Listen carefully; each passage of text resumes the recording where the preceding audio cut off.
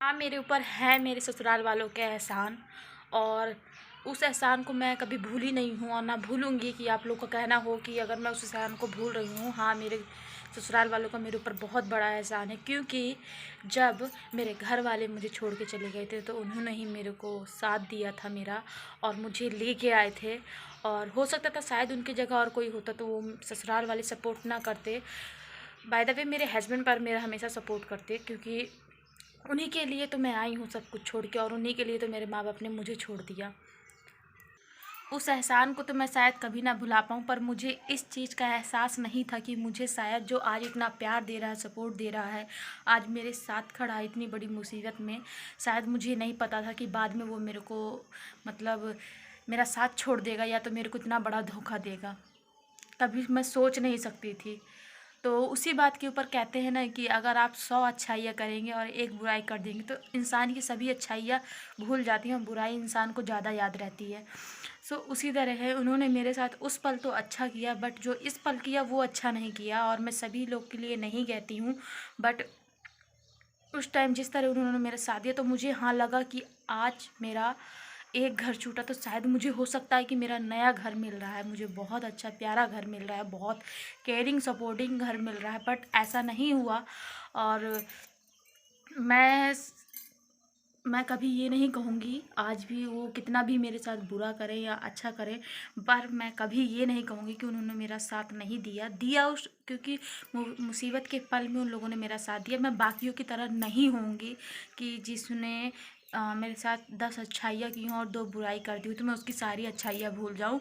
इंसान समय का चक्रव्यूह है, जब घूमता है तो इंसान सभी तरह हो जाता है। मैं भी पहले दूसरी तरह थी, आज मैं किसी पोजीशन में आज किस तरह हूँ, तो समय का चक्रव्यूह है। जब मेरा भी समय आएगा तो ऊपर वाला बनाएगा तो मेरा भी समय बहुत अच्छा होगा, और आप लोग भी देखेंगे, क्योंकि मैं आप लोग के साथ बनी रहूँगी यहाँ हमेशा, और आप लोग के साथ हर बात अपनी शेयर करूँगी। और मुझे कहा गया था शादी से पहले कि तुम चूल्हे में रोटी नहीं बनाओगी और तुम्हें सारी चीज़ें मिलेंगी जो तुम्हें तुम्हारे मायके मिली, पर यहाँ आने के बाद ऐसा कुछ भी नहीं हुआ मेरे साथ। मुझे यहाँ चूल्हे में रोटी बनाना पड़ता है और लीपना भी पड़ता है, पोतना पड़ता है। आप लोगों ने मेरे कई व्लॉग में देखा होगा कि मैं कैसे डेली रूटीन करती हूँ, और मेरे लिए बहुत मुश्किल होता है, आप लोग के लिए भी मुश्किल होगा जो इन चीज़ों को रोज़ नहीं करता। बाय द वे जो इन चीज़ों से मतलब परमानेंटली जो हमेशा इस चीज़ को कर रहा है तो उसके लिए मुसीबत वाली बात नहीं है, क्योंकि उन लोग को आदत पड़ी है, नॉर्मल चीज़ है। पर जब मैंने नहीं किया था, जब मैं आई थी तो मेरे हाथ इतने नाजुक थे, हाथों की मेहंदी तक नहीं छूटी थी और मुझे चूल्हे का काम करना पड़ा। मुझे उस टाइम बहुत ख़राब लगा। मेरा भी सपना था कि मैं अच्छा घर में केयरिंग घर में जाऊँ, अच्छी फैमिली हो, स्वीट फैमिली हो, और ऐसा कुछ भी नहीं हुआ मेरे साथ। कभी कुछ बोलते नहीं हैं, बट उनके ना बोलने पर ही तो सब कुछ होता है। मतलब ऐसा लगता है ना कि हम एक कोने में बस पड़े हुए हैं, कबाड़ की तरह। जैसे कोई फालतू काम कबाड़ नहीं होता जो एक कोने में बस पड़ा रहता है, इंसान उसकी कभी पूछ नहीं करता। जब बेचने का समय आता है तो उसको बेच देता है कबाड़ में।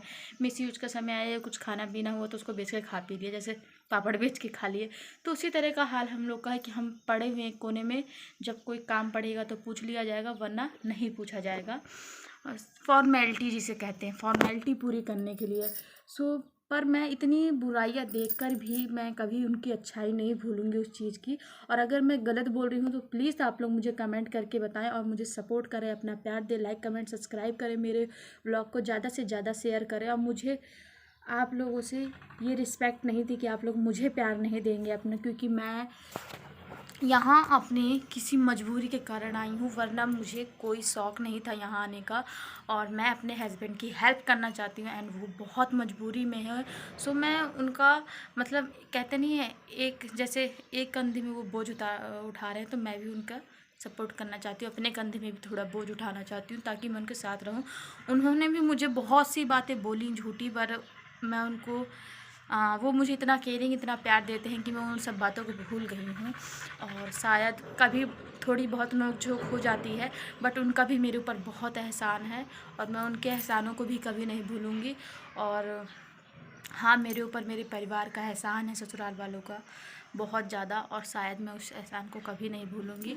बात अलग है कि समय का चक्रव्यूह है कि लड़ाई झगड़ा थोड़ा बहुत नोक झोंक हो जाता है, बट ऐसा नहीं है कि मैं उनकी अच्छाइयाँ भूल के बुराइयाँ याद रखूँगी, ऐसा कुछ भी नहीं है। बस ये थोड़ा कि समय का टाइम है, अभी हमें बुराई दिख रही है तो बुराई याद आ रही है, बट जब उनका अच्छापन भी आएगा तो अच्छापन भी दिखेगा। सभी के साथ होता है, नॉर्मल चीज़ है। सो प्लीज़ मेरा ब्लॉग अच्छा लगे तो like comment subscribe and share, and इसी के साथ टाटा एंड बाय बाय।